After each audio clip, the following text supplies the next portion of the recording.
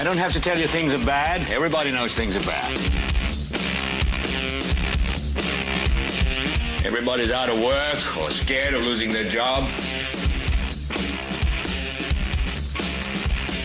The dollar buys a nickel's worth. Banks are going bust. Shopkeepers keep a gun under the counter. Punks are running wild in the street, and there's nobody anywhere who seems to know what to do, and there's no end to it.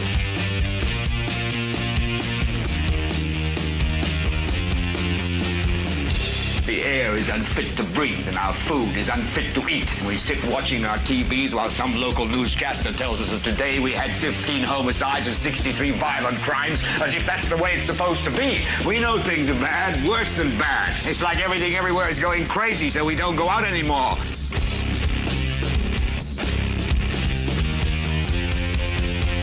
We sit in the house, and slowly the world we're living in is getting smaller, and all we say is, please, at least leave us alone in our living rooms. Let me have my toaster and my TV and my steel-belted radios, and I won't say anything. Just leave us alone. Well, I'm not going to leave you alone. I want you to get mad. I don't want you to protest. I don't want you to riot. I don't want you to write to your congressman because I wouldn't know what to tell you to write. I don't know what to do about the depression and the inflation and the Russians and the crime in the street. All I know is that first, you've got to get mad. You've got to say, I'm a human being. God damn it. My life has value. So, I want you to get up now. I want all of you to get up out of your chairs. I want you to get up right now and go to the window, open it, and stick your head out and yell, I'm as mad as hell, and I'm not going to take this anymore. Well, ladies and gentlemen, welcome.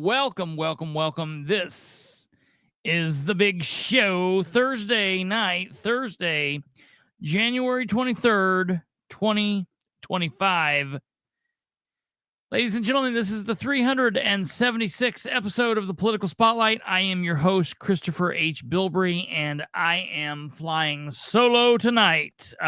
Kate is under the weather, so she is under the weather and apparently under the covers. So it's just me and you, and we are going to be flying crazy.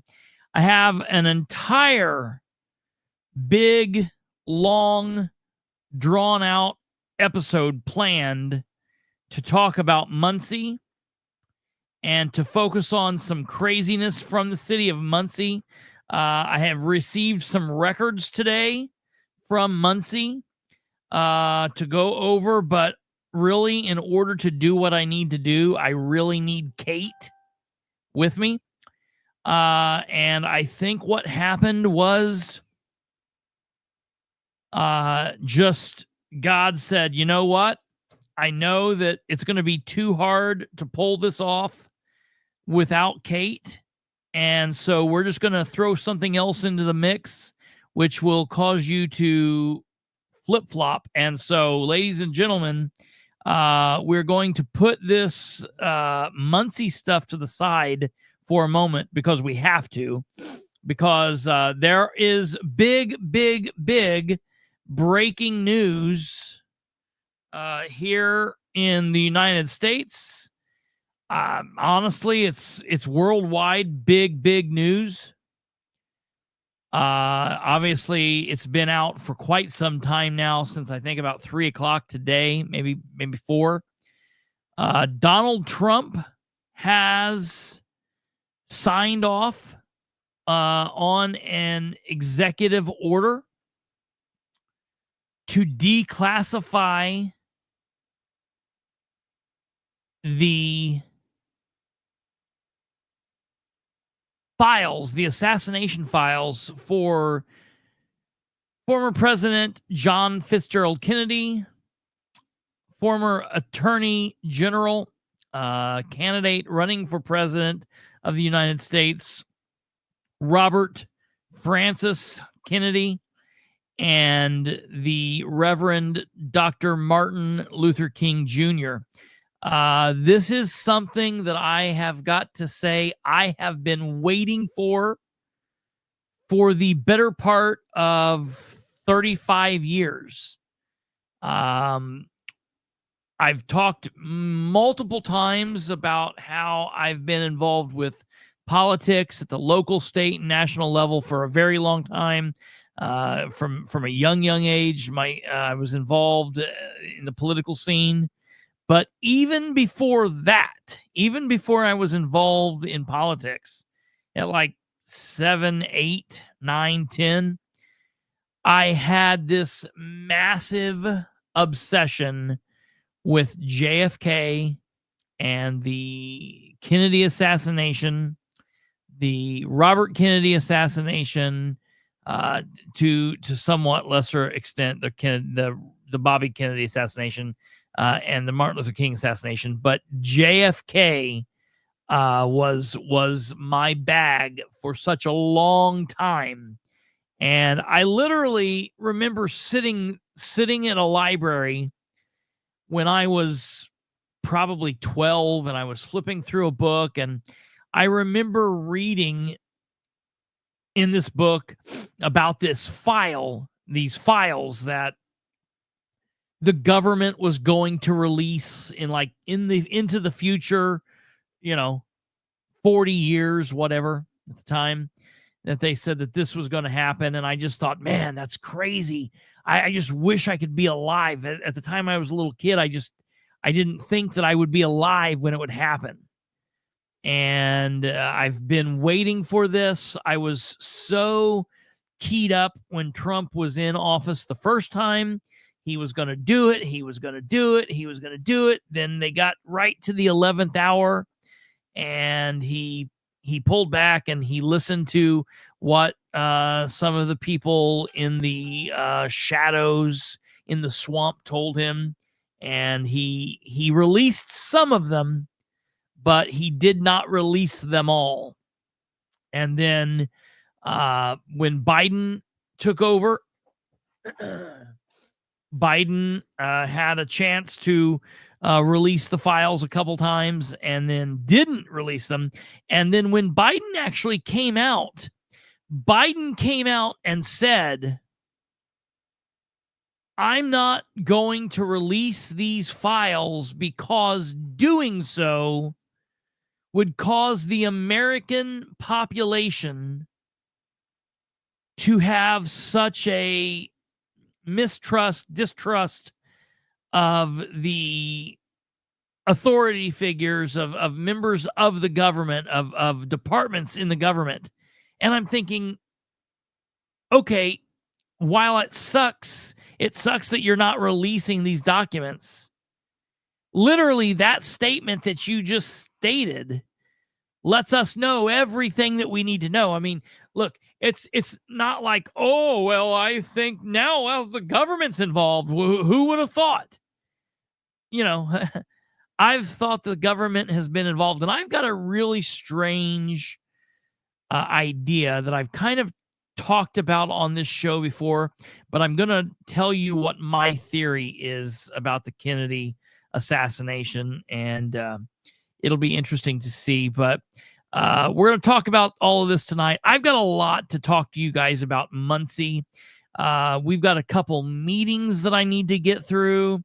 We have, like I said, these records, 26 pages of these records relate to Dustin Clark and absolute total insanity. Let's see. This is a claim. This is just one claim. The invoice, $2,437.50. Here's another invoice, $3,552.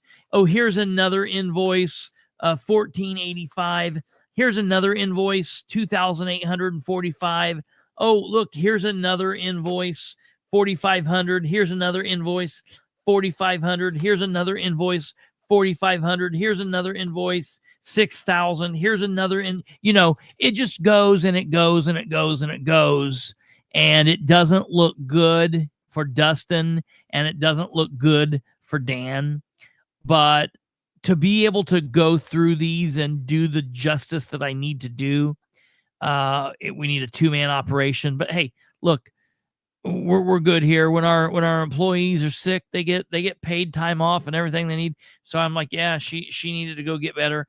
I've had to take time off. I get it. I completely get it. So I'm going to work over the next couple days on getting these scanned in so that you guys can see them up on the screen as we go through them. Look, there's a check for $7,474.50 to Dustin L. Clark.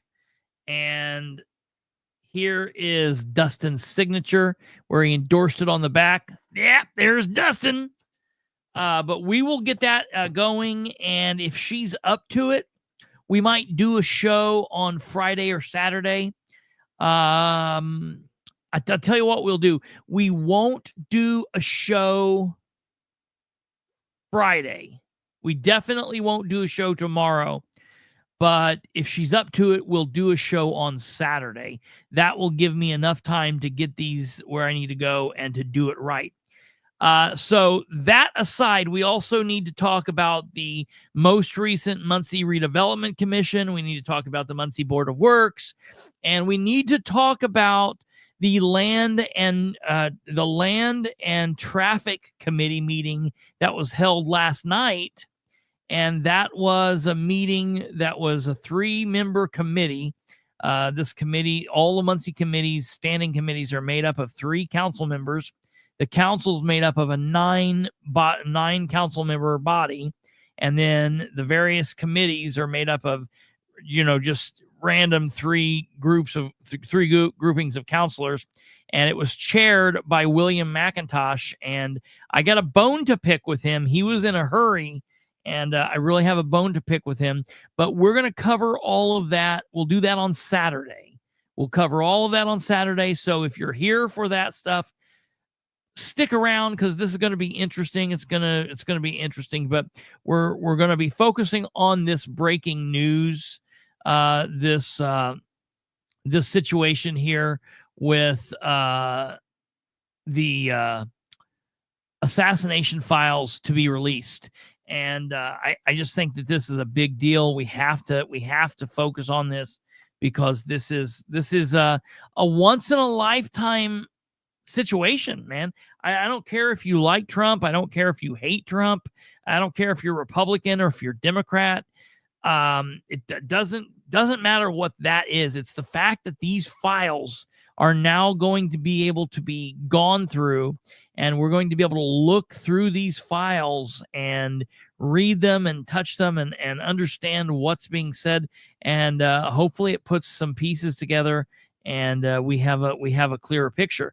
Now, something that I've always said, and I take this back from my time in law enforcement and listening to various prosecutors in trials and whatnot. But, sometimes juries want to have, or the general public want to have the entire picture. They want to have all of the pieces of the puzzle. Let's say it's 1,000-piece puzzle, and you're like, I want all 1,000 pieces. Well, in situations like this, very seldomly do we have all the pieces of the puzzle. Okay, so you get the puzzle and you buy the puzzle from a yard sale, and it's 1,000 pieces, and you get home and you dump it all out, and you're looking at the box, and the box is a beautiful scene of some hot air balloons coming over some mountains, and it's beautiful and sunny. And you start putting this puzzle together, and lo and behold, you get to the end and you notice you don't have all 1,000 pieces in the puzzle. Instead, you have 905.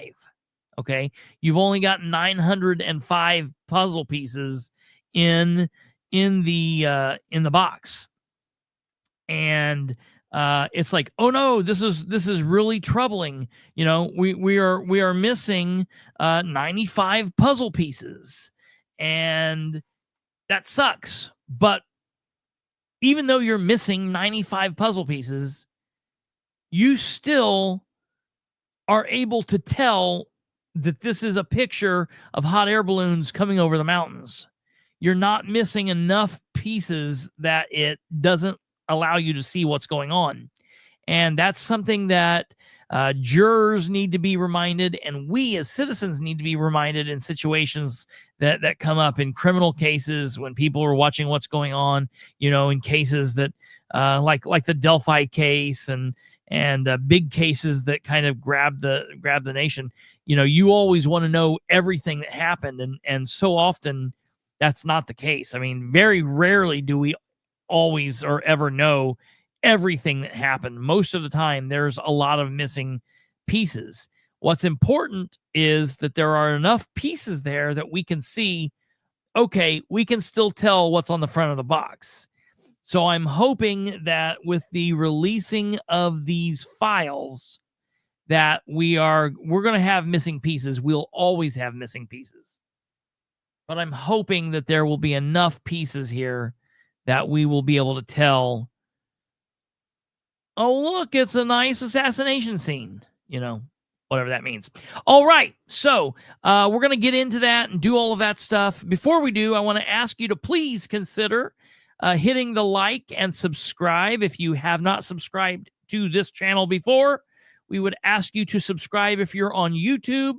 We are going out on YouTube, Facebook, X, Rumble, and I think, I don't know where else, but wherever you're watching, welcome. Thank you for being here.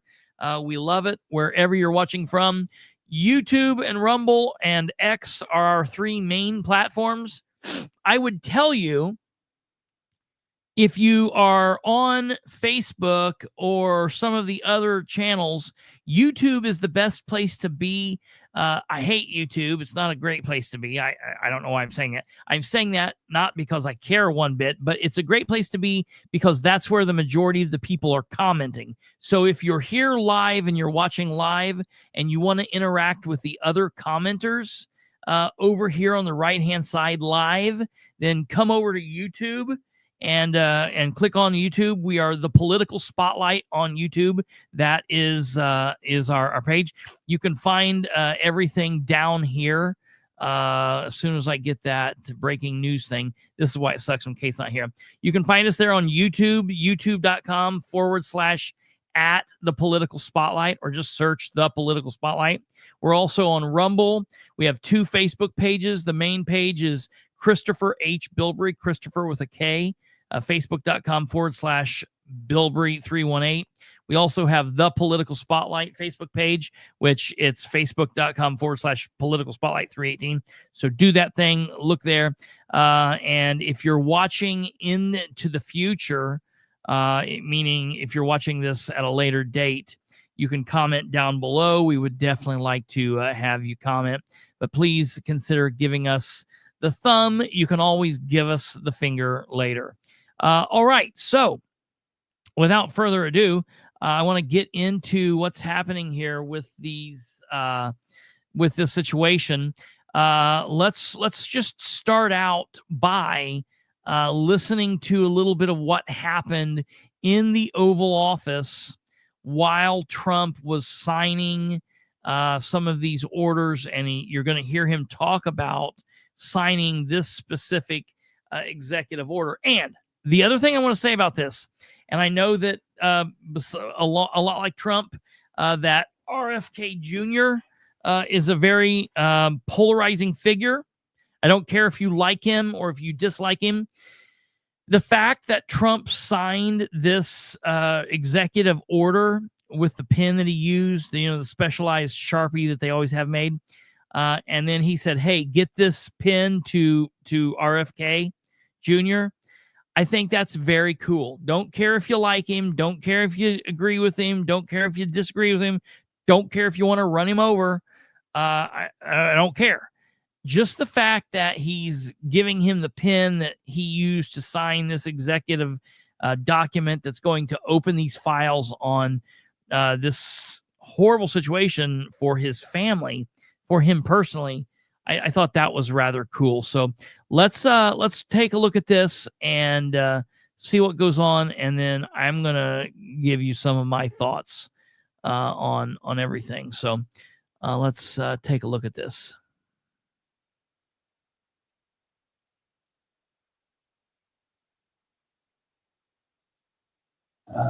very important in just about every case. And it will go through the first one, please. Do you want Yeah, Mr. President, this is an executive order on crypto. We're going to be, oh, sorry, we're doing that first. Sorry, Mr. President, this is an executive order on AI. We're forming. We'll get through to where. All right, David, that's for you. Thanks. This is an executive order establishing a presidential commission, an advisory committee. Lumbee Trap. Honor to sign this. I've been prosecuted. Many. Okay. Themselves. Even John Ratcliffe, who's very, very strong, very popular, and like. Iran strategy, and do you want him talking directly with the Iranians? No. Don't spend 5%. Well, 46, 2021. Do you plan to meet with any of them or meet with them at the White House? I don't know. I'm sure that they probably would like to. I did that. Okay. If you'd like, I could get them that pen, sir, as well. Yeah, let's do that. Next, we have a set of pardons for peaceful pro-life protesters. Oh, where is this? Me all the way. They were great. North See, Carolina, where's Kate? Lumbee Trap. Sector, technology industry. Appreciate it, David. Thank you very much. I have to check him out. There's nobody like this guy. He said, "How did you get David Sachs? How did you?"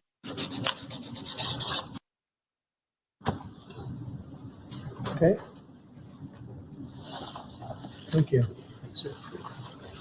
And this David is. Yeah, this is the crypto. I think they lied to us. Probably there is.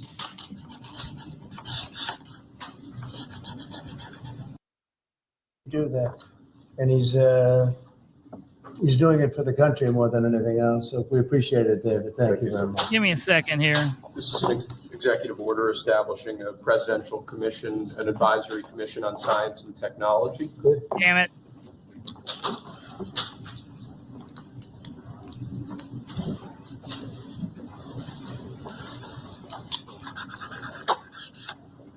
Do you want to explain that a little bit? The basic idea is to get together top people from government, the private sector, technology industry, as well as educational institutions, to make sure that America maintains its leadership position with respect to science and technology development in the years ahead. Good. That's great. Next, sir, we have a presidential memorandum encouraging departments and agencies in your government, including the Department of the Interior, to promote federal recognition of the Lumbee tribe of North Carolina. I love the Lumbee tribe. So this is their first big step, right? This would be a huge step for them, sir. Yeah, they were with me all the way. They were great. North Carolina, Lumbee tribe.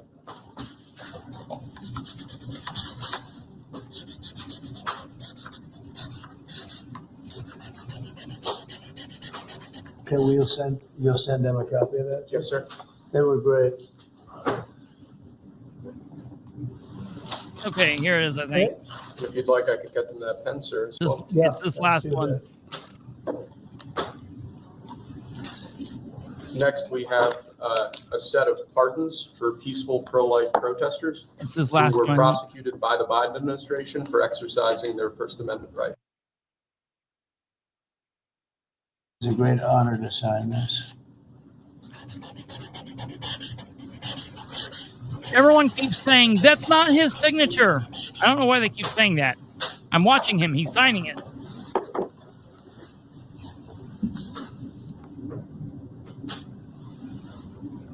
They'll be very happy. So they're all in prison now. Some are out of custody. It's ridiculous. Okay. Lastly, sir, we have an executive order ordering the declassification of files relating to the assassinations of President John F. Kennedy, Senator Robert F. Kennedy, and the Reverend Dr. Martin Luther King Jr. That's a big one, huh? A lot of people are waiting for this for years, Yes. for decades. Yes. And everything will be revealed. Okay? Everything will be revealed. Give that to RFK Jr. Yes, sir. Give that to RFK Okay. Jr. That's cool. Okay, thank you very Mr. much. Mr. President, a U.S. judge temporarily blocks the birthright citizenship order. Do you have any No. reaction? No, obviously we'll appeal it. They put it before a certain judge Listen, in Seattle, I guess. mindless There's no reporters. surprises with that judge. Mr. President, Senators Collins and Murkowski have now said they will vote against Pete Hegseth. Are you worried about his confirmation and your reaction? No, and no surprises there. It's too bad. It's just the way it is. Too bad. And when would you adjourn Congress to make Listen to recess appointments? And this man, hate him all that you want. Don't like him. Think everything about him is horrible. He literally just signed a piece of paper inside a book that's going to be declassifying one of the most craziest conspiracy theories, one of the worst days in American culture, and just a horrible crime for the nation. And these people aren't asking him more about that. Like they're wanting to ask about politics and that stuff. Like, okay, I get it. I understand that. There's a time and a place for that. Maybe talk about this, like that, the declassification of the Kennedy files. And it's not just JFK, man. It's JFK, RFK, and MLK. That's a big deal. A very big deal. Mr. President. Well, I'd take a look at that. I'd listen to John Thune. He's doing a fantastic job. And they're not moving asking along. The him Democrats any are trying to questions delay government, as they always do. They can't help themselves. Even John Ratcliffe, who's very, very strong, very popular, and liked by the Democrats. I guess he gets a lot of Democrat votes. That's taking a long time, and it shouldn't be taking a long time. They're maxing everything out so they can delay everything as much as possible. Totally crazy. Does Senator Thune support an effort to use recess appointments if you choose to do I'd that? be willing to use recess appointments. It's up to Come John. on. We'll see. John Thune's a great guy, great senator, and knows his stuff inside out and backwards. But I would use recess appointments if he wants to do that. Absolutely. The Democrats are just delaying. If they do that, I'm going to fast forward to this. Are they not seriously going Follow up on to? that one, in terms of Steve Witkoff, are you going to They're not. Sides like him. That they don't actually have the money. Is that true? X is one of the all-time experts. That people are amazed that he just met him. I don't know if he's still here. With them, they're not protecting us. We're protecting the interest rates down. Are you worried about That they probably would like to. I did them something important, but what they did is they were protesting a crooked election. People understand that also. And they were treated very badly. Nobody's been treated like that. Life back. Their life was taken away from them. And the reason they destroyed the evidence is because it proved that All right. daughter, who has her on tape saying it was her fault, that she has full responsibility for this. And so he's pardoned, and some other people are pardoned. Understand every document because it proved that I was totally innocent. On Russia will force Over Russia, Come on with it. soldiers are being killed. One question. Orders are a contradiction of his dream and could further drive racial. Well, Nope. people guarding people for the rest of their lives. They're not going to do it. Iran hopefully will up. I'd say, they're paying a lot. They paid hundreds of people, and we're losing, I think, three. Holy hell, what an absolute travesty. That is ridiculous. What an absolute travesty that those folks in there did not take a chance to ask him about those. Now, I don't believe at this point he has seen the files. He's going to release them. Let's read this. We're going to read this fact sheet. And this is coming from the White House. So this is going to let you know. I've been sitting around thinking like, all right, when are they going to be released? When are they going to be released? So while this is a big deal and this is getting the ball rolling, it's not like we're going to wake up tomorrow morning and be sifting through files, because let's take a look at what's going to happen here in this fact sheet. Briefings and statements, fact sheet. President Donald J. Trump orders declassification of JFK, RFK, and MLK assassination files, January 23rd, 2025. Providing Americans the truth after 6 decades of secrecy. Today, President Donald J. Trump signed an executive order entitled Declassification of Records Concerning the Assassinations of President John F. Kennedy, Senator Robert F. Kennedy, and the Reverend Dr. Martin Luther King Jr. The executive order establishes the policy that more than 50 years after these assassinations, the victims' families and the American people deserve the truth. Hear, hear. Specifically, the order directs the Director of National Intelligence and other appropriate officials to 1. Present a plan within 15 days for the full and complete release of all John F. Kennedy assassination records, and 2. Immediately review the records relating to the Robert F. Kennedy and Martin Luther King Jr. assassinations and present a plan for their full and complete release within 45 days. So, my question is, right, we're just reading this. Does this mean both of these sections 1 and 2?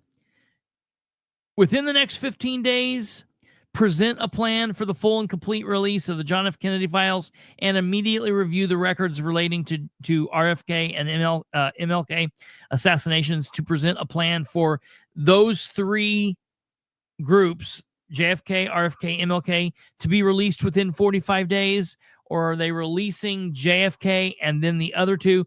I think that's going to be interesting. Maybe someone from the media could have asked this question. All right, moving on. President Trump is ending the endless delays. In his first term, President Trump ordered agencies to move toward disclosing more information about the John F. Kennedy assassination, and now he is ordering that the work be completed.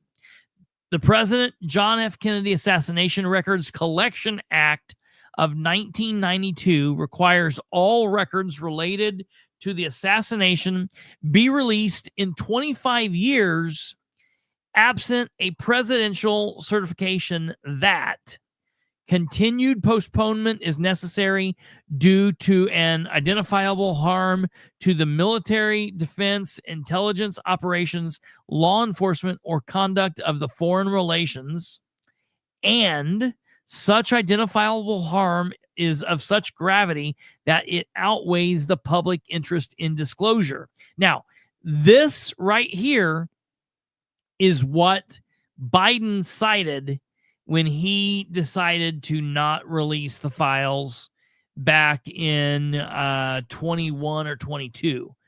So that specifically is what he cited. And I mean, listen, right there it says it. Continued postponement is necessary due to an identifiable harm to military defense, intelligence operations, law enforcement, or conduct of foreign relations. If this was a lone nut, Lee Oswald, why would that have anything to do with this? You know? In October 2017, April 2018 certifications. In October 2017, April 2018 certifications, President Trump directed agencies to reevaluate redactions and disclose any information that no longer warranted withholding. President Biden delayed disclosure in 21, 22, and 23. In this order, President Trump finds that continued withholding of the John F. Kennedy records is not in the public interest and is long overdue. He also concludes that releasing the Robert F. Kennedy and Martin Luther King Jr. assassination records is in the public interest. President Trump delivers on a promise to release assassination records. President Trump promised during his campaign to release assassination records to give Americans the truth. President Trump pledged on multiple occasions to release the JFK files, specifically stating in June 2024 that he would do so early on. President Trump stated, "When I return to the White House, I will declassify and unseal all JFK assassination-related documents. It's been 60 years. Time for the American people to know the truth." And that's the end of the White House facts sheet. Now, I think that this is amazing. Again, not talking about Trump one way or another. If you like him, you hate him. I don't care. This is a big, big, big deal. Ladies and gentlemen, I have been obsessed with JFK and the assassination for a very, very, very long time.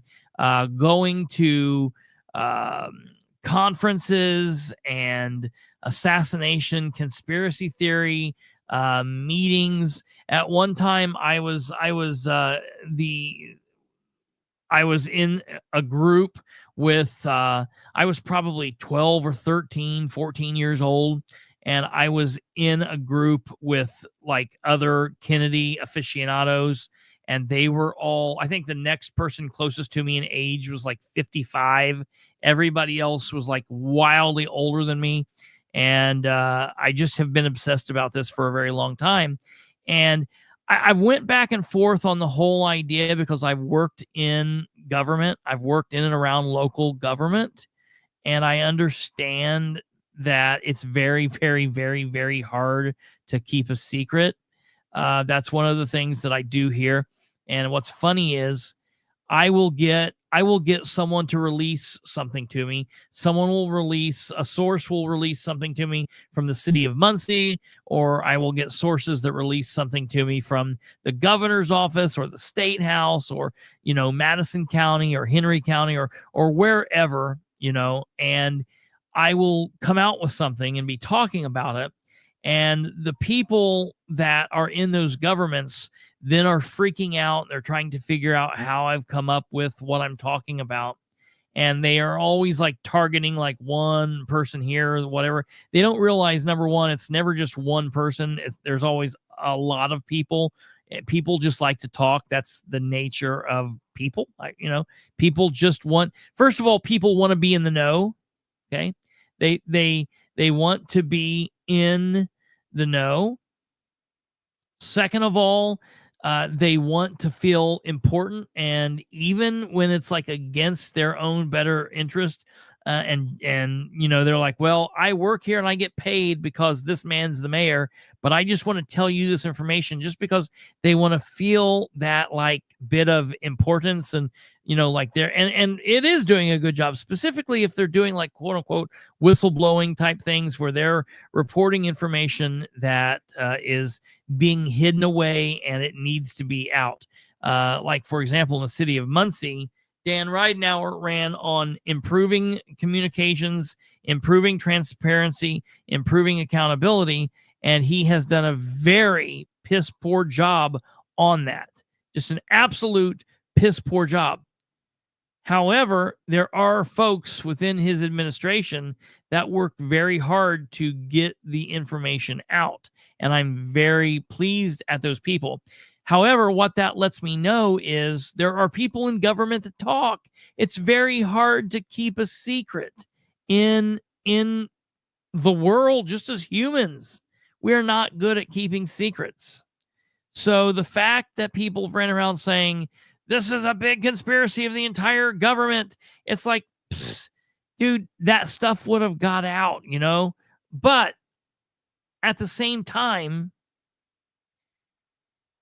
I tend to believe my conspiracy theory about JFK.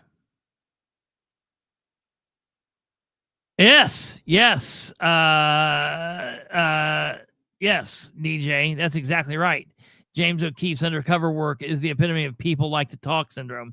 That is exactly correct. I've always had this theory that it's kind of like, you hear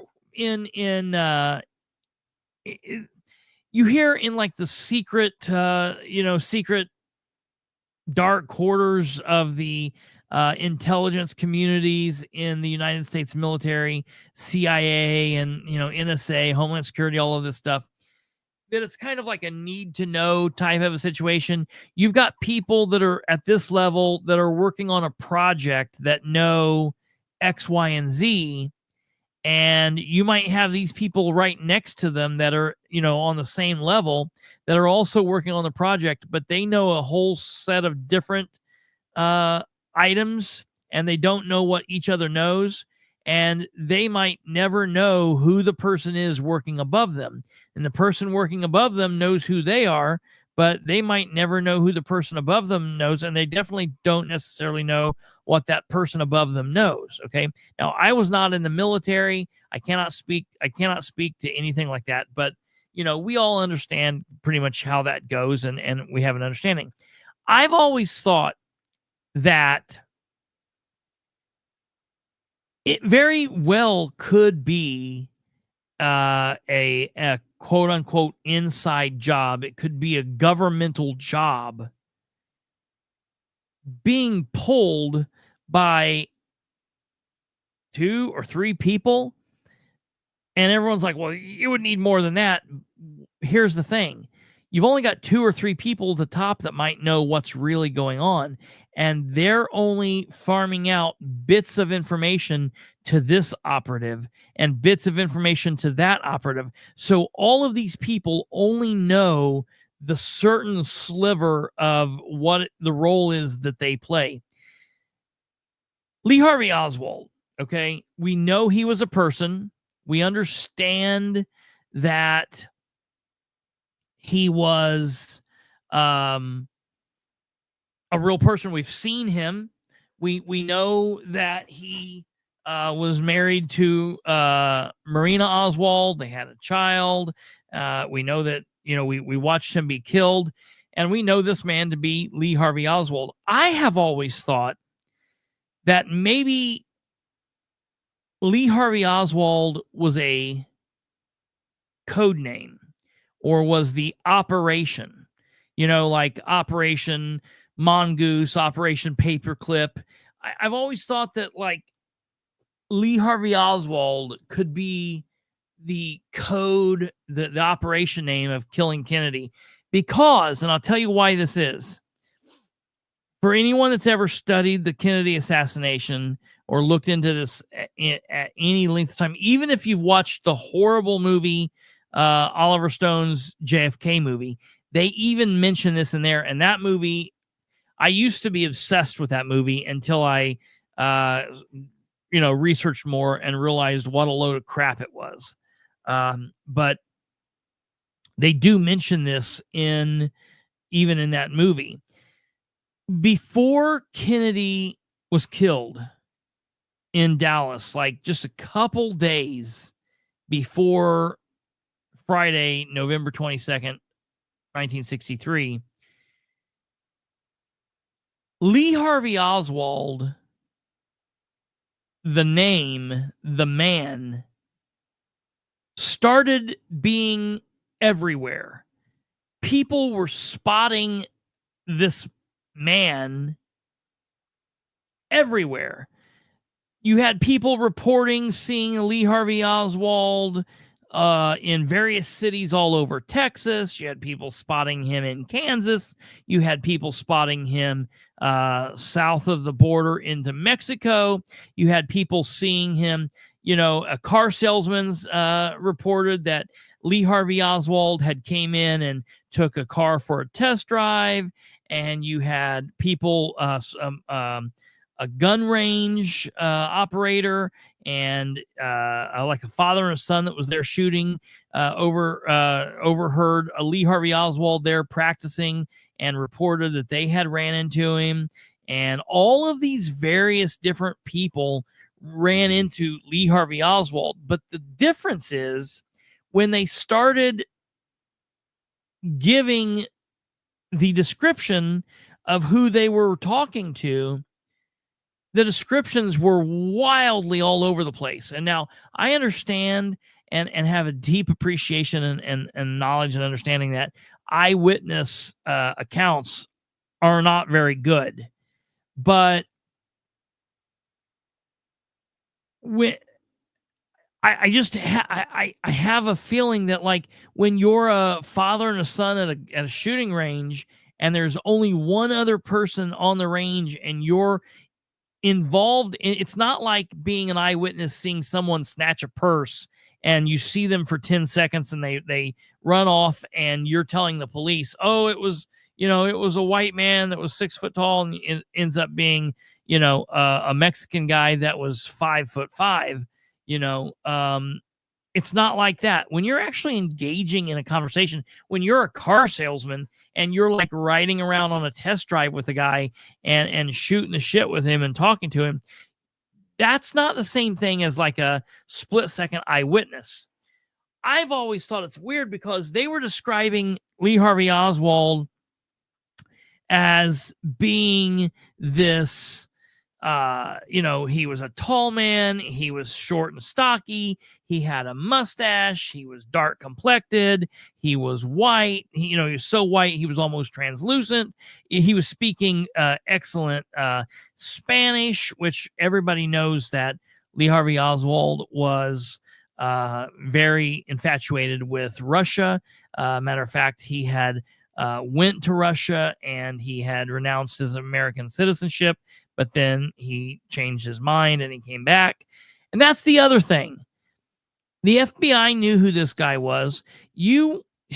Back during the height of the Cold War, an American citizen who was in the military decides to leave the country and go live in Russia and walks into the embassy there and says, "Here, I'm renouncing my citizenship," and we're to believe that they just this was just some luck. There's no way. This dude was an operative. He was a, I don't know if he was a spy or if he was a contractor. I don't know what exactly he was. Hopefully these documents will tell us more about that. But the fact that, we've got this man bouncing back and forth between Russia and America in the late 50s and the early 60s is absolutely insane. And then all of the work that he was doing with Cuba, and of course the character Dave Ferry was an extremely wild character. I think that was the only thing good I felt that the Oliver Stone movie did, was casting Joe Pesci as that part. I think that he really played that part well, because Dave Ferry was very eccentric, like we saw Joe Pesci play it. But I've always thought that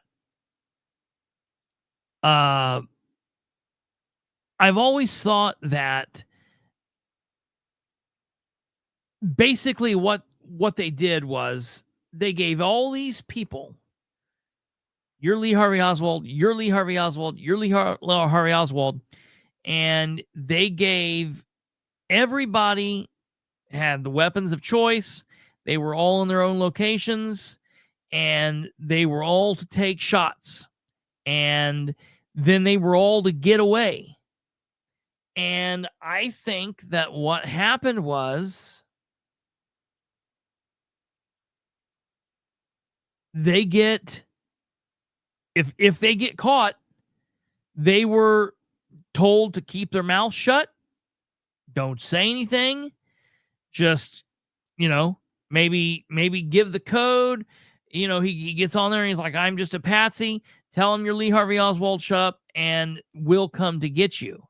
And I think the whole time he thought he was going to be rescued, and they did rescue him. They did rescue him.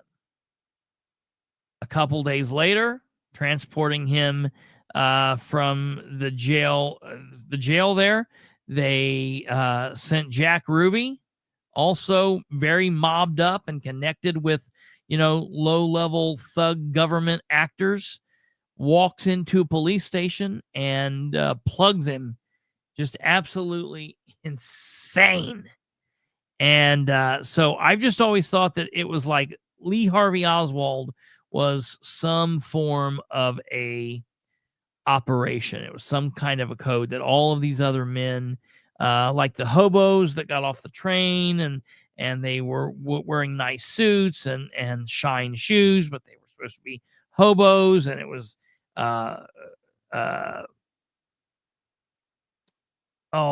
who was the hobos? JFK hobos. The three tramps. E. Howard Hunt. E. Howard Hunt was one of the three tramps arrested after the JFK assassination. Like, are you for real? Are you kidding me? That's insane. The fact that we've got E. Howard Hunt being arrested down there. This was clearly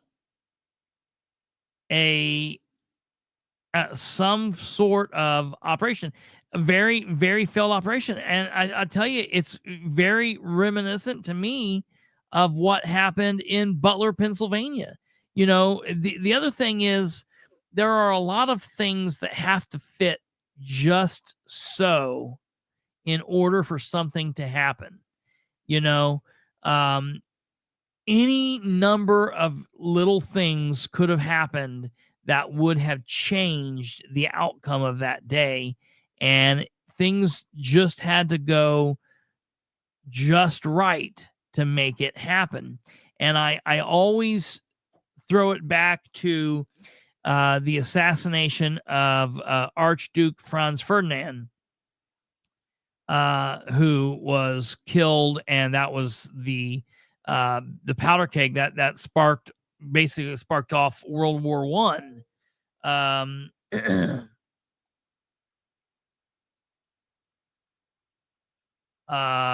When Franz Ferdinand was killed in Bosnia on June 28th, 1914. 1914. It was just like, you know, God's will, sheer dumb luck of the things that occurred that allowed the assassin to be able to kill him. The plot that they had put in place to kill Franz Ferdinand, everything bungled up, everything screwed up, nothing went right, and all of this stuff didn't happen correctly. The assassination team was helped by the Black Hand, the Serbian secret nationalist group. And, you know, it was, what's funny is the things that we know about that assassination, to me, go hand in hand with what I guess my interpretation of what happened to Kennedy. It was a very clandestine network of people, Sarajevo, and there were like a total of like 30 some people, 20, 25, 30 people who were indicted. And you know, it's really interesting how everything happened, because basically what happened was the parade route changed several times, and he changed what he wanted to do, and so nothing really worked out properly. And finally the guy's like, all right, screw it, I'm gonna go drink. And he went to a like a bar, a pub, and he was like, okay, it's over. And we failed. And basically because Ferdinand had changed where the route he wanted to go, like mid-route, to go by like a children's hospital, all of a sudden one of the assassins starts hearing all this noise outside, and he's like, what's that? And they run outside and they're like, oh, It's Archduke Franz Ferdinand. He's coming by to see the children's hospital that happens to be like next door around the block. And so all the assassin needed to do was step out the front gate and shoot the guy right there, like dumb luck. You know what I mean? Like all of the things that had to go wrong and go right for that person to be in the right place at the right time to shoot that guy. It's really, really crazy, honestly. And I kind of feel like that same thing happens in the situation with JFK and Lee Harvey Oswald. Christopher, you can say the same thing about Lincoln, little pieces of the puzzle where each piece only knows where 2 or 3. Yeah, that's right. That's right. Absolutely. Absolutely. And you know, what's really crazy to me is I've never really heard anybody, I don't know, if you've ever heard a theory like this, let me know. I'm going to go to the comments. I am so sorry. We generally put up comments. We generally put up comments, and I am so sorry that we haven't been doing that. Kate is gone, so the producer Kate's who puts up the comments. So I am sorry about that. Normally we do that. So I'm going to go back here and look at your comments real quick. Hello, Brenda. Thank you. I'm so sorry for not doing that. It's really sad. Normally we put your comments up. So if you're new here, we do that. Flashback 30 says, like we trust them now, talking about the government. Yeah, right. It's like, please don't let the fear of us mistrusting the government stop you from releasing these files. We already don't trust you, assholes. So yeah, I definitely understand that.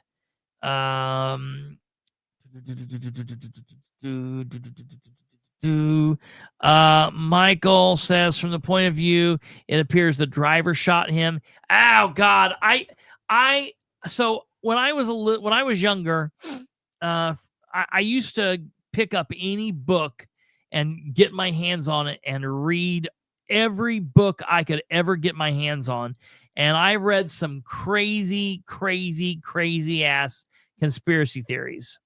And one time for Christmas, my mother gets me this book, and I had it in my pile of books to read. It was about JFK, and I kept looking at the cover, and I couldn't understand what I was looking at.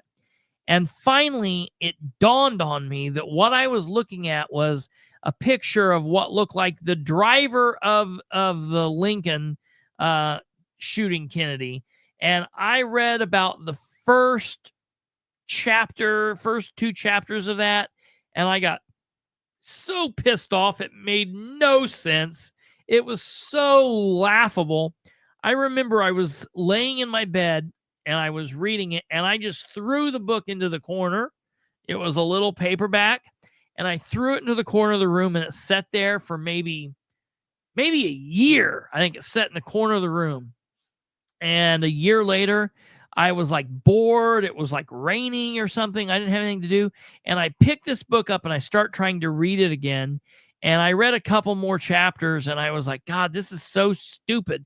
I finally made it all the way through that book. But that is a theory that I just do not get behind. I cannot get behind the whole driver shot Kennedy book. I know that there's a lot of people that do it.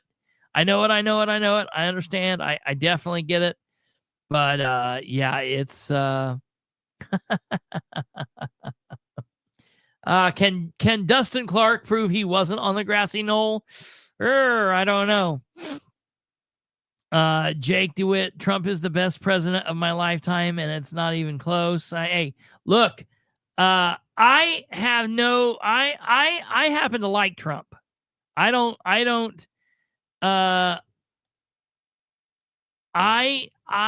happen to like Trump. Bobby Kennedy, Junior, I met him back probably when I was in 9th grade, 8th grade, maybe.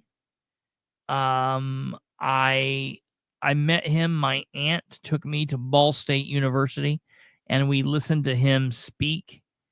And then, like, we went up afterwards and shook hands with him and talked with him. He's a little out there for me. But I think that everybody's medical deal that's their private deal. And if you don't want to do the whole, you know, the vax thing, I got no problem with it. I didn't get that done. So, you know, I am pure, as they say, you know. So I understand. I get it. Actually glad to see these files are being released. Decades of waiting for most people. Yeah, dude. Like, I literally think about, man, the people that have went to their grave, you know, wondering and just don't know. GW said, I don't like the AI stuff they're super excited about. Yeah, I don't. That thing, I'm telling you, I remember back a year ago, I think we were doing the Bastards. It's been over a year, 2 years ago, when we were doing the Bastards of Politics, when all the scientists sent out that letter telling everybody that they needed to stop work on AI and let it have a cooling off period for like a year or something. And they're like, if we don't, we're going to reach the point of no return, like, really soon. And I think we're there. I think we're to the point of no return, man. No one can believe, you can't believe your eyes. It's crazy. For all the people that have looked at AI, you remember when AI first started hitting big, and they started making all that scary looking art, and the hands were always weird. That was what, a year ago, year and a half? And just think how far we've come. They're still weird looking and kind of abstract, but it's not as weird, and the hands are better, and they're getting better with it. It's not as abstract. The uncanny valley isn't there as much. It looks more realistic than not. So, like, the uncanny valley aspect of it is disappearing. I don't like that at all. I'm not a big fan of that at all. I believe it's the last, or okay. Sorry, I see that. Folks are prepared for what's going to happen when it all comes out. This is such a stark. Jake DeWitt said this is such a stark contrast against Biden being MIA for almost his entire presidency. Yeah, that's one thing they said. Like, Trump has said more to the media in the last 2.5 days than has been said to the media in the last 4 years. And that is very true. Let's see. Kevin Fentner's the CIA. Let's see. Yeah. Declassifying is the biggest story in 60 years. Yeah. That's the thing. That is the thing. This declassifying of these three assassination files is the biggest story. This should be being talked about across all media platforms. And now, I'll say I haven't been online since I haven't been online basically at all today, because I was plotting doing this story on Muncie and Dustin Clark, but I have not seen what they're doing. But I was looking at the media. I was looking at TV news earlier. Nobody was talking about it, and hell, none of those questions. 20 minutes of questions after he signed that, and not one damn question about these declassifying these records. Nuts. That's insane to me. The other thing that blows my mind is I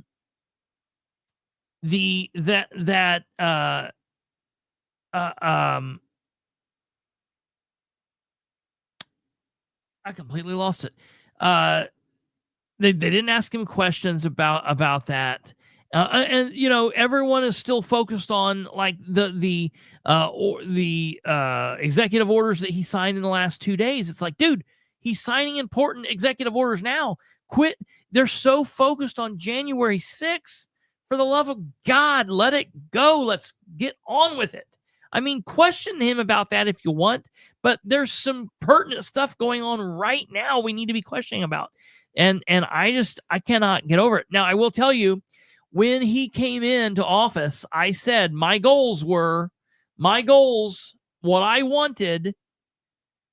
I wanted was the Kennedy files, both Kennedy files, JFK, RFK, MLK, release, the Epstein files, the Epstein list.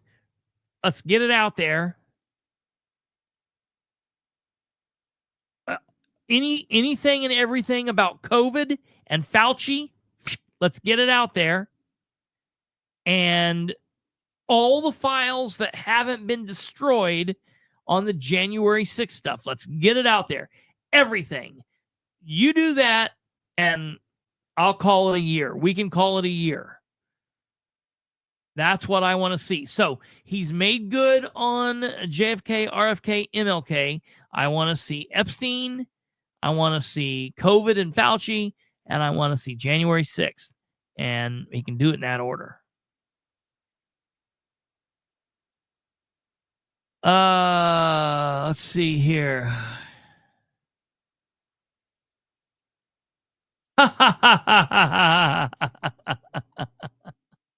I think I know what you're talking about here, DC Swamp Drainer. Woody Harrelson's father was supposedly one of them. I remember that. DJ, I've seen your comment there.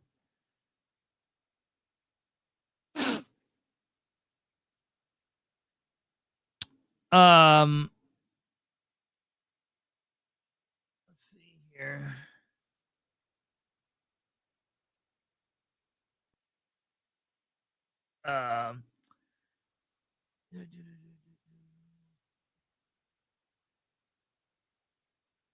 Covered it up. Okay. Man, this is so crazy without Kate.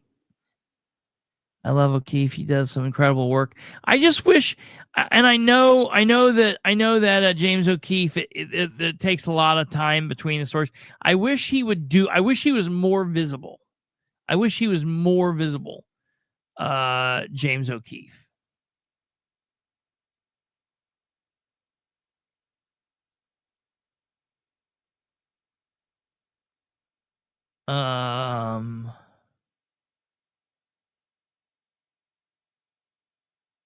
Oh yeah, Trump talking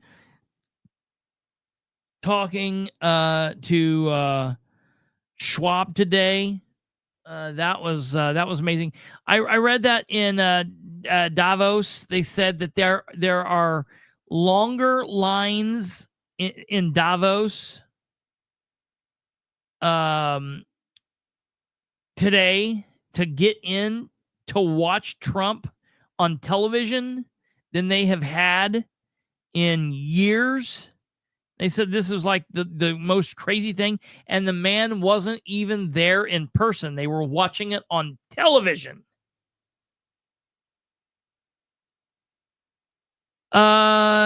DJ says, Christopher, to change the subject back for a second, do you believe Sirhan and James Earl Ray were acting alone? I believe MLK and JER is a one and done situation. No. Well,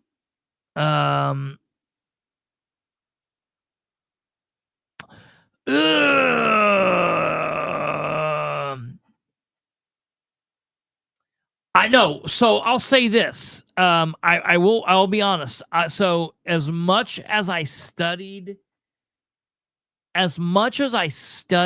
the JFK assassination, I did a lot of reading about Bobby, but Bobby just wasn't my jam. I mean, JFK was just where it was at. I did some I did some pretty heavy stuff into Bobby, but no, I do not believe that Sirhan shot him. I believe that Sirhan shot him. I believe that something was screwed up there. I don't know if you want to call it the Manchurian Candidate deal, if you want to call it, if it was another situation where it was an operation and there were more people.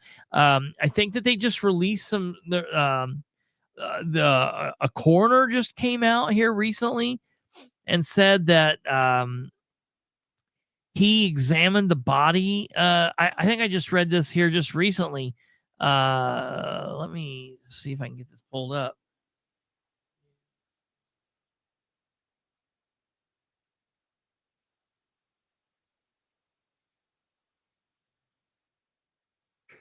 Of course, everything's going to be about Trump releasing that, but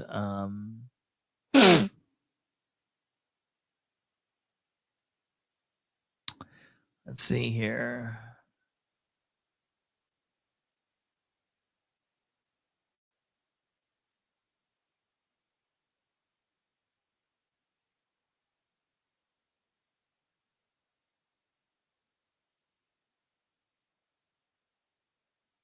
Let's see if I can find this.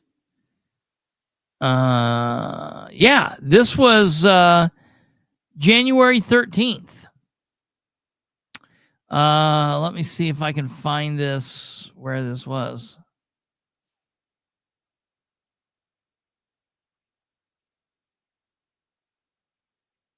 Come on, I don't want it from that.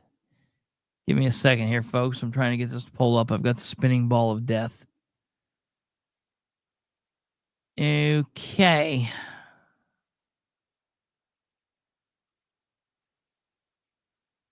It's to pop up right here.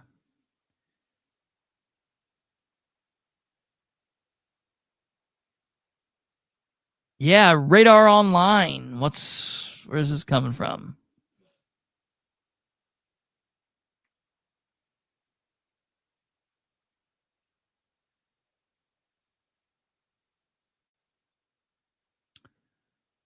Okay, see if this pops up here.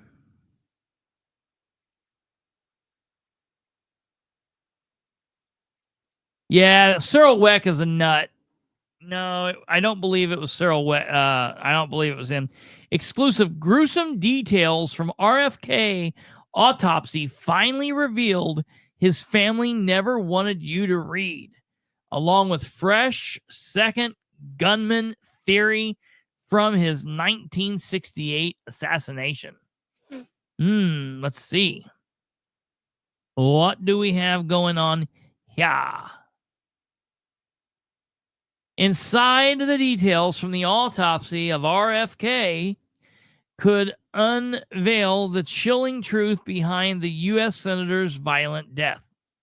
A new biography on Dr. Thomas Noguchi reveals the Hollywood coroner discovered definitive forensic evidence suggesting a second gunman was behind Kennedy's 1968 assassination.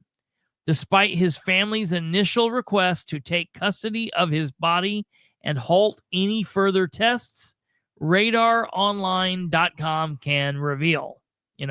I don't trust that for what it is.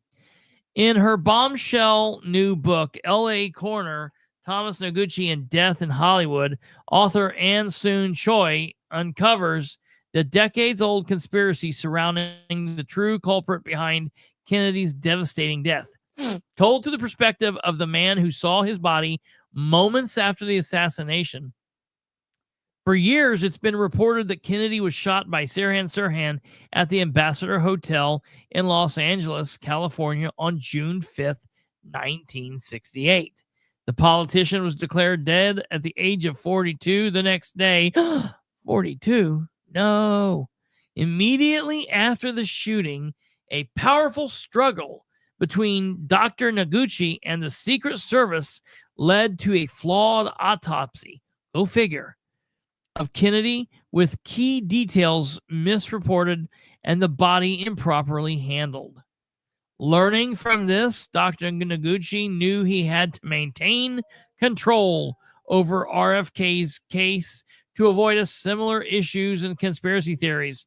Though at that moment, the senator was still alive and being treated at Good Samaritan Hospital. Dr. Noguchi immediately insisted on examining the crime scene at the Ambassador Hotel, accompanied by the LAPD, where he noted specific blood spatters and bullet holes. Choi wrote he wanted to be involved in every aspect of the way with the LA of the kitchen where the senator had been gunned down. This ball of death's trying to get me. He made note of the blood spatter pattern in the enclosed space and the bullet holes in the walls. He made sure that the crime scene... Whoa, we went too far. I knew we would. He made sure that the crime scene was processed in a way that the collection of evidence could not be disputed. It was now a waiting game. He headed to his office. After Kennedy was later declared dead at 1:44 a.m. on June 6th, Choi detailed his family's initial request to take custody of his body and how Dr. Noguchi had to convince them an autopsy needed to be conducted. She wrote the senator had not been dead for an hour before the family demanded custody of the body, but Noguchi had jurisdiction, and he said his staff, who had prepped an autopsy room for the basement morgue of the hospital, you mean it wasn't a beer cooler, for first x-ray the senator's body. With the AFIP physician en route, he needed to convince the family to let the autopsy move forward. They initially opposed it because the cause of death was crystal clear. Kennedy had died of a gunshot wound to the head. Choi added, but Noguchi continued to make his case until a deputy district attorney pointed out that a crime had been committed and the autopsy findings would be needed to bring Sirhan, who was apprehended at the scene, to justice. There was silence. Noguchi turned to Kennedy's widow, Ethel, who was 4 months pregnant and looked drawn with grief and exhaustion, murmured, "Trust me." The Kennedy family acquiesced, and Noguchi and his staff got to work. The clock was ticking. Boy, that sounds riveting. Dr. Noguchi identified 2 key wounds on Kennedy's body. First, the through-and-through gunshot wound to the right armpit, and the second bullet that traveled through his back and lodged in his spine. He collected the bullets as evidence. The fatal wound, which entered Kennedy's skull near his ear, shattered him on impact, making it difficult to trace the weapon. Choi noted how being unable to definitively match the weapon meant that additional evidence would be needed to establish Sirhan as the killer. To gather more evidence, Dr. Noguchi found gunshot residue on Kennedy's suit and had his team redress the body to reconstruct the senator's position when he was shot. Later that week, the LAPD criminalist told Dr. Noguchi that gunpowder residue and soot had been found in Kennedy's hair, confirming his suspicion about the proximity of the shot. The presence of soot indicated the gun had been fired inches from the senator's head, contradicting witness statements that placed Sirhan at least 3 feet away. Yeah, that's a big deal. The chief coroner conducted his own ballistics test using pig's ears and Molson skulls at the police academy range, simulating various distances for gunshots. He found that a shot fired from 3 inches away matched the entrance wound and explained the soot in Kennedy's hair. further raised doubts about Sirhan's guilt, as no witnesses saw him fire at point-blank range. Additionally, 12 bullet tracks were found at the scene, but Sirhan's gun only held 8 rounds, hinting at a possible second gunman. Ooh, was he on the grassy knoll too? A theory that persists despite arguments that some bullets may have ricocheted in the cramped space. Despite eyewitnesses claiming that Sirhan shot Kennedy from the front, Choi said Dr. Noguchi's forensic evidence showed all 3 bullets entered from the back. He explained how Kennedy was likely turning when shot, which could have explained discrepancies in witness accounts of Sirhan's distance. Dr. Noguchi also noted the witness focused on Kennedy might have not seen Sirhan clearly, especially as he moved. Dr. Noguchi's ambiguity ultimately tied him to the conspiracy theory surrounding the second gunman for years. Choi explained Noguchi never said Sirhan killed Robert Kennedy, which left open the possibility of a second gunman. Little did the coroner know at the time that this fact would tie him to the conspiracy theories and the accompanying publicity for years to come. Later, facing reporters, Dr. Noguchi stated Kennedy's brain was so severe that even if he had survived, he would have been a mental and physical cripple. While Choi said Dr. Noguchi refrained from speculation, his perfect autopsy of Kennedy unquestionably set a new standard in forensic science and propelled him to a national prominence. So that's interesting, and that just came out on the 13th of January. So that's interesting. I would like to read that book. Oh, how are we still up here on James O'Keefe? Sorry about that. I don't know why we still have that up there. I'm so sorry. I hate that.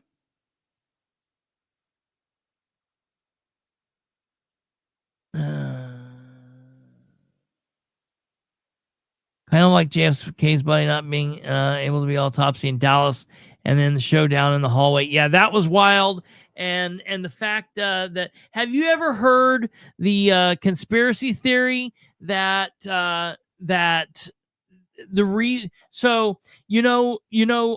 besides allegedly shooting the president, Oswald is accused of shooting Officer J.D. Tippit. J.D. Tippit, the Dallas police officer that he shot. And the story goes, as he was running home, he's running home, that J.D. Tippit just happens to be in the wrong place at the wrong time, and he sees him. He sees that he matches this description of this guy they're looking for, and so he stops and he's like, "Hey, sir," like, "What are you doing? How are you?" and whatever. And Oswald.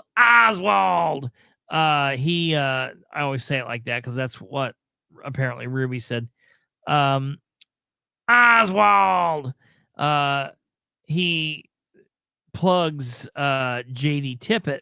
Have you ever heard the theory that that's not what happened, and that Tippit wasn't just magically ran into, that he was actually shot on purpose? And the reason being is, how JFK's brain is missing? JFK's brain's missing? They've always said that brain is missing. Well, the deal is, there is a theory that says that Tippit was shot because he shared physical attributes very similar to that of Jack Kennedy, and that his nickname on the police department was JFK. Officers on the Dallas Metropolitan Police Department or City Police Department, whatever they are, they used to call Tippit JFK. He wore his hair like Jack did, and all of that. And so there's a theory that says, I don't know that I buy this. It's kind of funny to hear all this stuff. There's a theory that says that these people killed Tippit so that they could use his body to be like the to be Kennedy's body, to make it align when they took, basically the Tippett's body is what was actually autopsied at Andrews Air Force Base when they pulled it down off. And that is that's what that was all about. That there was a pilot that was doing some kind of post-mortem surgery, like plastic surgery, to make Tippit more look like Kennedy, and to create the wounds on him. I always thought that was interesting. Let me see.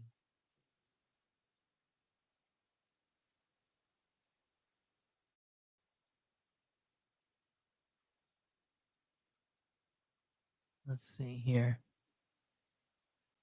Oh, JD Tippit looks like JFK. Let's take a look at this and see what we got to say.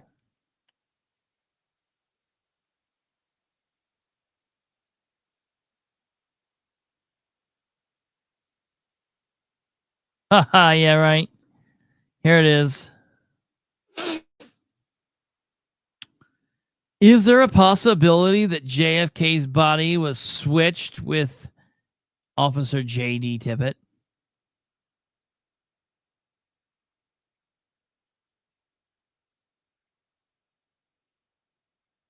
Okay.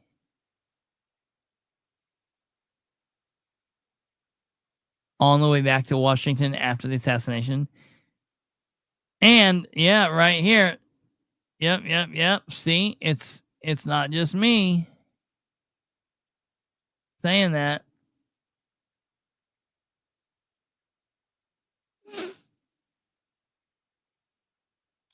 Yeah.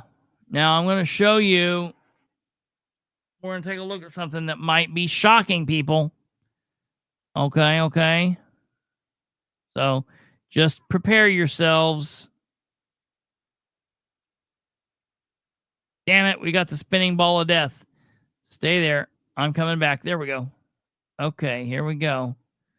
Let's see it. Oh, damn it.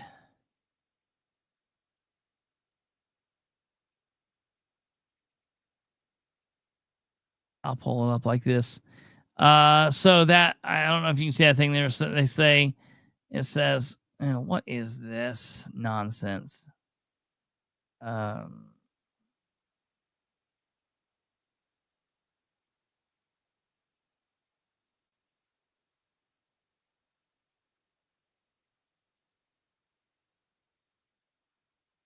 Let's see. Yeah, here we go.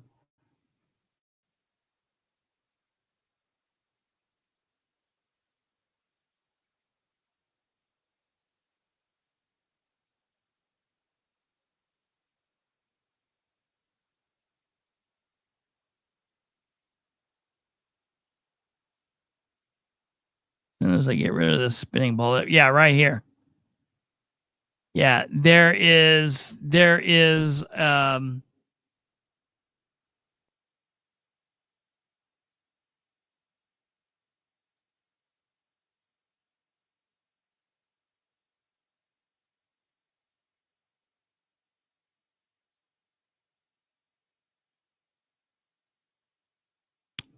me 1 second. It's loading. Loading. Loading. Loading.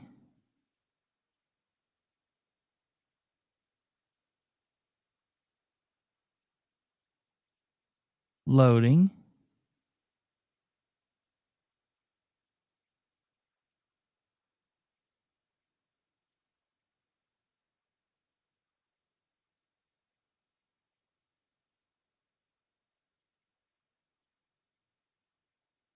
Dude, are you kidding me?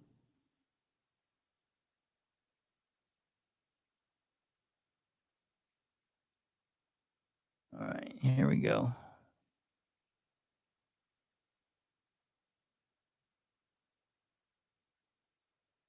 Yeah, here we go.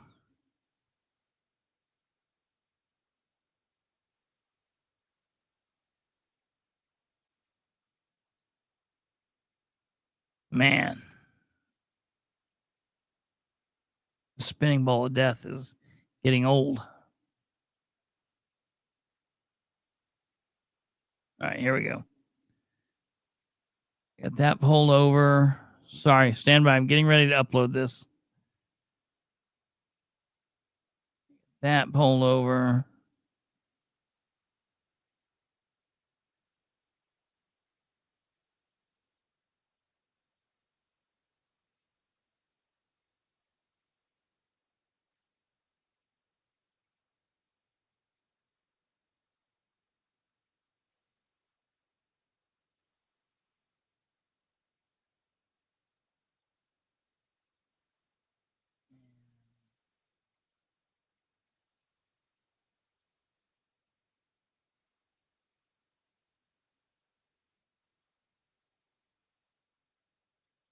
Okay, there we go. All right, here, I'm going to upload this here so you can see this now.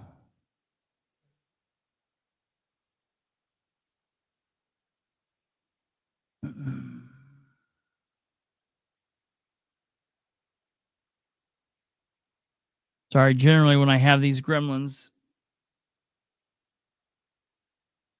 All right, now I'm just letting you know we're getting ready to look at kind of a graphic picture. So if you don't want to see the graphic picture, pictures that we've all seen for years and years and years, so it shouldn't be nuts or, and just letting you know we're going to look at a kind of a graphic picture here. So just,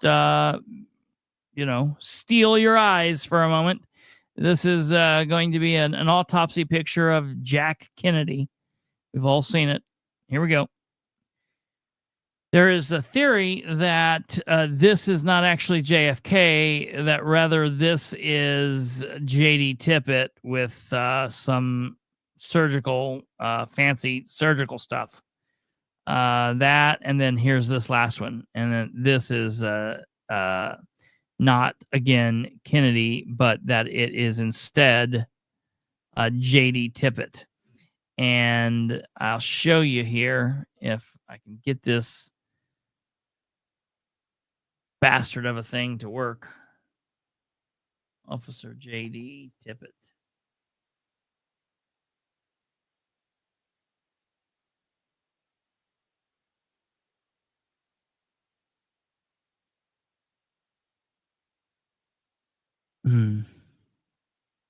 What's really crazy to me about all of this, I'll show you here in just a minute. Oh, yeah, right here.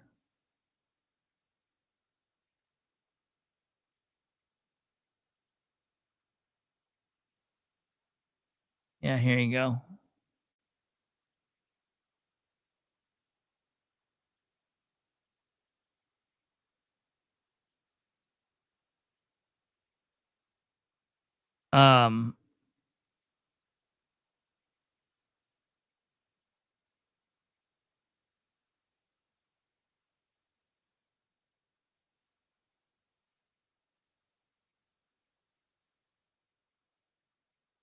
I don't know. I don't particularly see it, but I'll let you guys make the call. You guys can tell me what you think. Here's the picture of Kennedy and Tippit side by side. Obviously, yeah, man, I don't know. If you were making it look like there was some trauma, I guess I could see if you were trying to make it look like there was some trauma or something. I think that you could make it work. If you were wanting him to pass off as a living, breathing, talking, "Hi, I'm President Kennedy." I don't know that would have worked, but as soon as this spinning ball of death stops, we'll get this loaded up on the screen here for y'all. And then I'm going to show you one more thing, and then we're going to call it a night.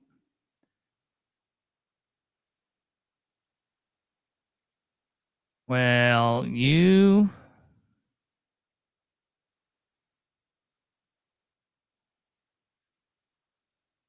Okay, here we go.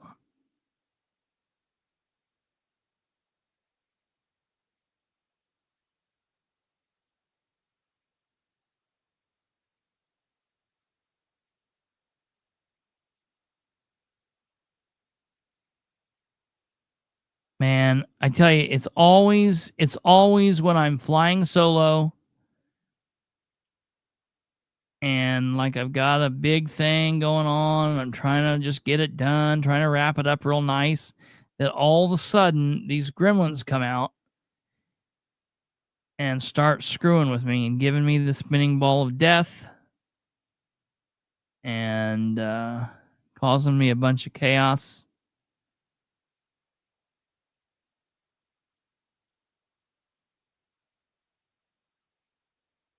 So I'll do it like this.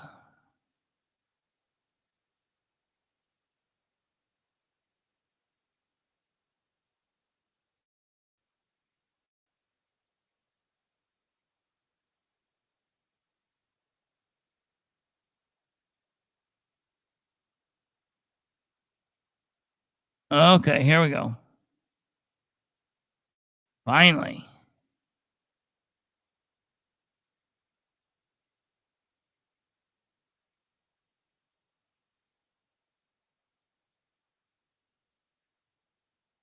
Well,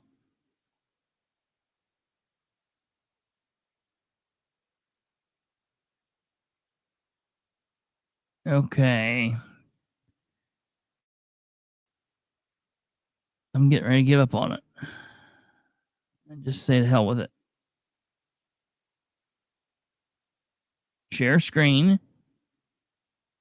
Share entire screen.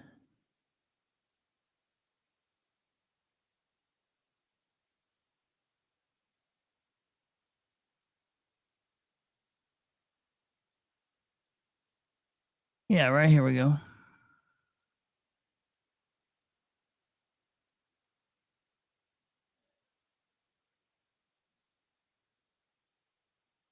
You know, what's really crazy to me is the fact that, here we go.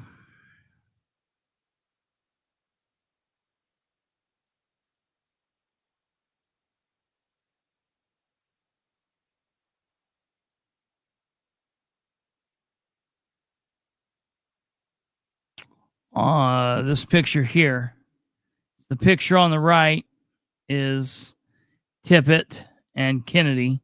Tippit and Kennedy. There you go. That's the best I could do. I couldn't get it to pull up the way I wanted to because of the gremlins, but you can see it. It's good enough there. I don't personally see it.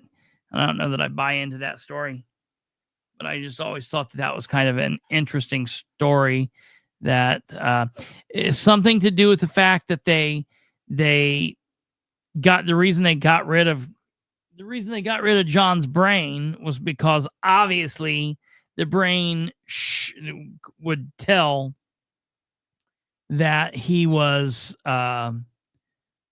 shot in from the front. Like there was no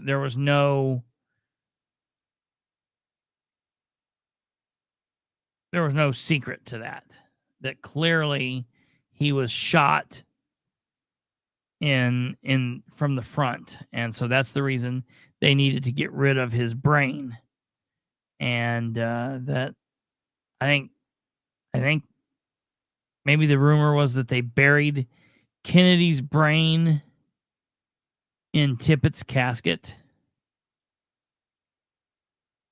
So that's interesting. Let's exhume it. Let's go down and look. I guess it would be gone by now. Yeah, here we go. Here's a side-by-side cross picture. Half Kennedy, half Tippit. Now that's a little bit closer. That's pretty wild, I guess. That's that's definitely an interesting look. I had never seen that one before. I just stumbled upon that. So that's interesting. Okay. The last thing that I wanted to say before we roll out of here was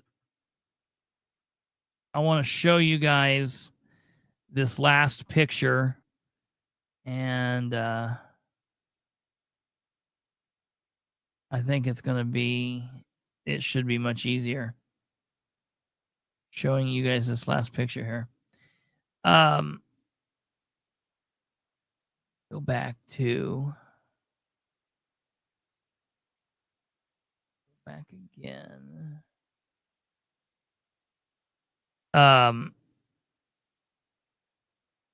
So the JFK assassination obviously occurred at 12:30 p.m.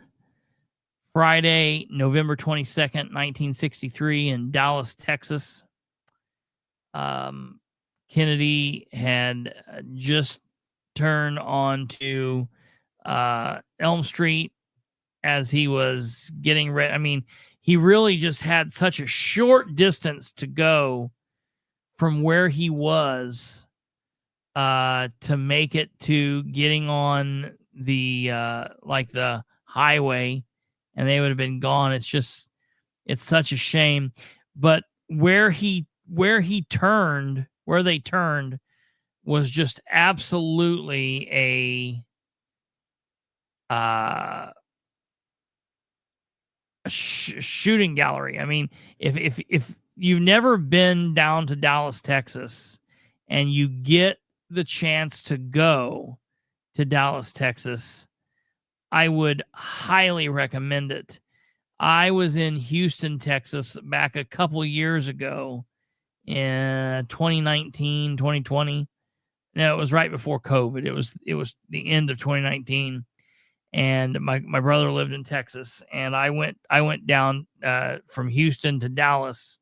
I made the drive over by myself, and went to the Texas Book Depository and walked all around all of that. That was just absolutely wild. Very neat. It's just really interesting seeing, everything that there is to see there. But what's funny to me about all of this is the date, the time, how long ago it was, and all the advances that we've made in law enforcement, all of the advances that we've made in investigation, and the ability to just, we are leaps and bounds better today than we were as far as law enforcement and investigation tips and techniques and tricks. Just we're so much better. And again, whether you buy into the conspiracy, whether Oswald was a lone gunman and it was just a freak occurrence that put him in the right spot, that was God's will, just for whatever reason, that was what was supposed to happen, or it was whatever you believe, it was dumb luck or whatever, or it was a complete lie and the government was involved, the mafia was involved, Frank Sinatra did it, LBJ did it, and Colonel Mustard did it, whatever. It's interesting to me that in such a short time, we're talking like hours, you've got this man right here holding up this gun, this rifle, and they're taking pictures with this, and it's so funny to me. That is Mannlicher Carcano Model 9138 rifle is what that is, with a very cheap scope. The scope was horrible on it, and the bolt action stuck. It was not very. It was not. This was just not this specific gun that he actually used. It had some issues, and they knew the name, they knew where he bought it from, they with just in a couple of hours. But here we are in almost going to be Friday, January 24th, just real soon, 2025, which is December, November, October, September. Wait a minute. August, September, October, November, December, January. 6 months. I don't know why I needed to count that. That was ridiculous. 6 months out from the attempted assassination of Donald Trump in Pennsylvania, where the Secret Service literally shot and killed the man on the roof. We saw it. And not heard anything about the rifle. I mean, when's the last time you've heard anything about the assassination attempt? Let me tell you about that, Trump. Hey, Trump, while you're going at it, why don't you release all the files on your own assassination attempt? That would be good. How about let's do that?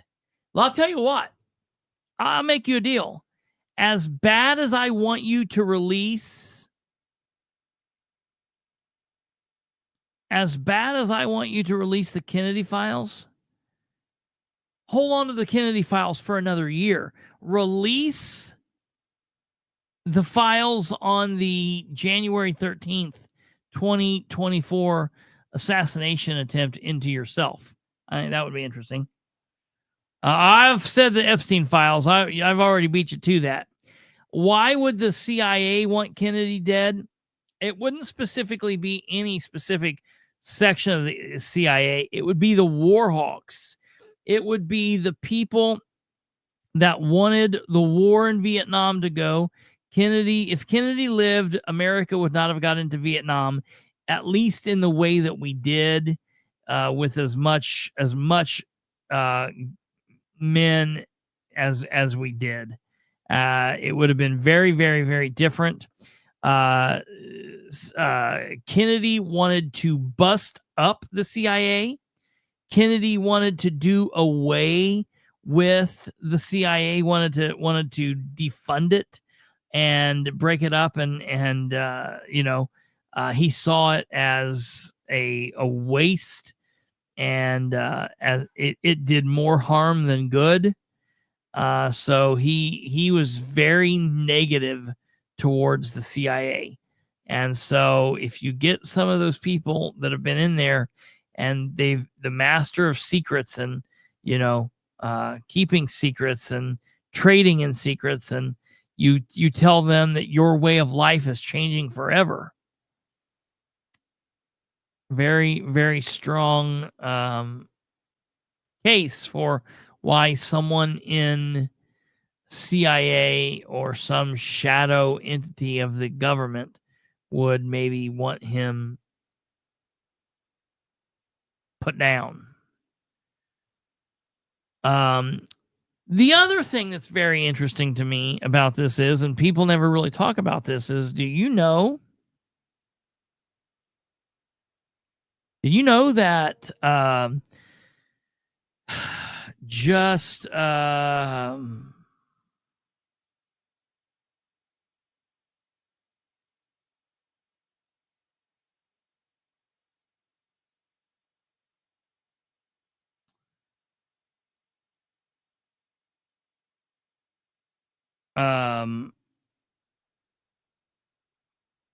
just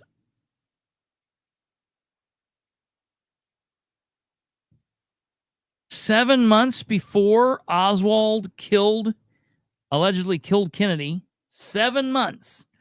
I'm not talking 7 years, not talking 17 years, just 7 months before Oswald allegedly was the lone gunman killing President Kennedy in Dallas.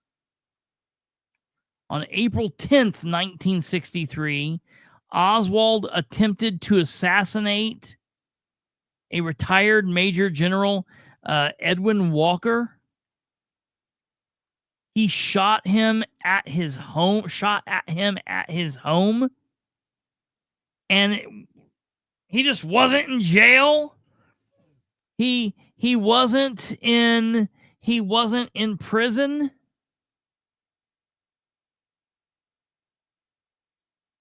You know, I find that very, very odd. And it's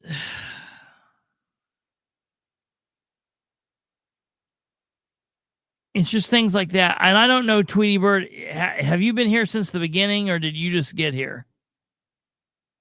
If you just got here, you'll have to go back and watch it all, because if you just got here, I think you'll like the topic. Yeah, through the living room window, absolutely, so wild. And he just was like, yeah, not in jail, you know, because I know when I shoot at people through their windows, they're like, oh, it's okay, you have a pass. And Tweety Bird says Tweety Bird says that the 1879 House Select Committee on Assassinations concluded the CIA was not involved. And obviously, I know you meant 1979, which you obviously put there, but that's like O.J. Simpson telling me he didn't kill his wife. You know, you're going to the government and saying, "Hey, government, did you have anything to do with this?" Nope, not us. We didn't have anything to do with it. Are you kidding me? Yep, DJ, that's true. And that funky picture with the shadows and his nose and his head's off. It's just so weird. All that shit, man. Ugh. You could go on for days and days and days and days every time. And all the weird little cast of characters that, you know, it's just such a weird ass story. And I'm so glad that the files are coming. We're getting the files on MLK, RFK, JFK. I want the files on Epstein. I'm including the files on the assassination attempts from July of 2024. I want all of the files on COVID and Fauci. And I would like all of the files on anything that's left of the January 6th stuff. Release all that shit. So, all right, ladies and gentlemen, that's going to do it for us tonight. You have all been a wonderful, wonderful audience, as always, talking with us, shooting the shit, and passing the time. I want to thank you for being here. You guys have been wonderful. Don't forget to help us feed the algorithms. And you do that by, if you haven't subscribed, do so. If you've subscribed but you've not clicked the bell, well, do that too, because that helps. Okay, that lets you get notified when we go live and when we drop shorts. I've been dropping a lot of shorts here lately, so you'll want to know that. So subscribe, hit the like is the thumb. That's very easy. Thank you for communicating the way that you all have tonight. Above all else, share the show with everyone you know. And remember, tune in. We're here 5 nights a week, sometimes more. We are generally here Sunday through Thursday, Sunday, Monday, Tuesday, Wednesday, Thursday at 9 p.m. Eastern, and we are off on Friday and Saturday. We will be off tomorrow. No show tomorrow. It's Thursday, no show tomorrow. But we will be back Saturday for a very special show Saturday on the City of Muncie, Dustin Clark, and some invoices that makes Dustin look very, very suspicious. And the only other person that looks suspicious with Dustin, along with him the same way, would be Mr. Dano Ridenhour. So be sure to tune in Saturday for that very special episode. Other than that, we're here Sunday through Thursday. You guys take care. God bless each and every one of you. Have a wonderful rest of your evening. Have a beautiful Friday. Have a beautiful Friday night. And we'll see you back here on a special Saturday night at 9 p.m. And then we'll see you back here on Sunday after that. Take care. God bless. Have a good evening. Goodbye.